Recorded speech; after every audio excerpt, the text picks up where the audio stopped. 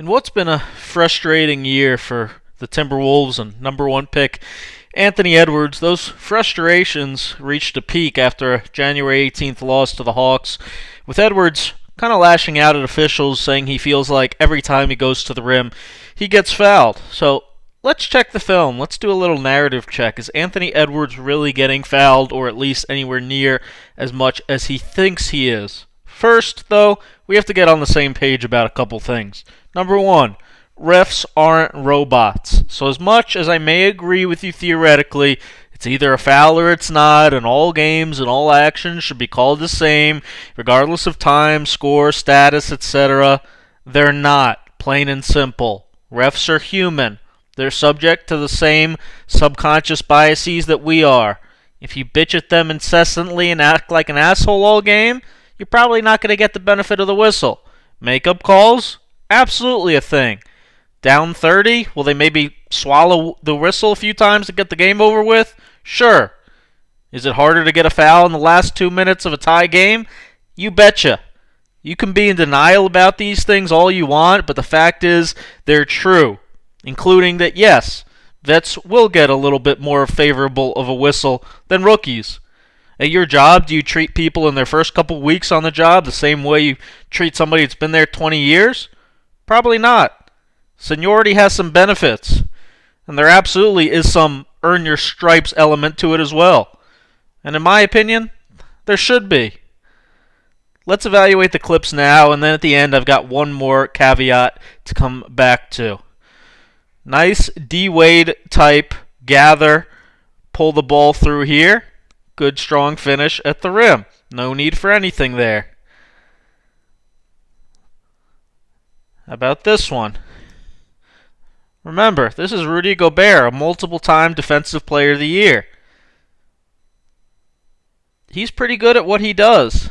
So the same way Anthony Edwards deserves to be evaluated on his merits, don't forget that all these things defensively are technique also. Rudy Gobert is probably the best in the league at jumping straight up, showing the refs his hands, being vertical, and maybe getting a little piece of that basketball there. And even if he gets a little piece of Edwards' hands after, that's kind of the practical application of hand is part of the ball right here. That's not a foul. There, with the smaller defender in the game, a little weaker than Gobert, goes right through him. Again, good verticality by the defense, but this time Edwards stays in the air longer, using his athleticism to hang, take a little bit of the contact on the verticality, and finish off the glass. That's a great finish. There's no foul here. This is gliding, putting the ball in your left hand, and he's got to finish that. That's just kind of a weak left hand right there. They end up throwing the ball away, he gets it back. This one he has more of a claim to probably being a foul here. Baby Giannis, definitely not vertical here. Kind of rakes down on him. But again, look at the score here. It's nearly a 30-point game with 5 minutes left. Maybe a missed call. Maybe refs just want to get out of there. Robin Lopez, you may think, if you listen to House of Highlights, Bleacher Report, he's some bum. Not a bum. Not the most skilled dude in the world, but if there is one thing he's really good at, it's this kind of thing. The verticality, the blockouts, the little things.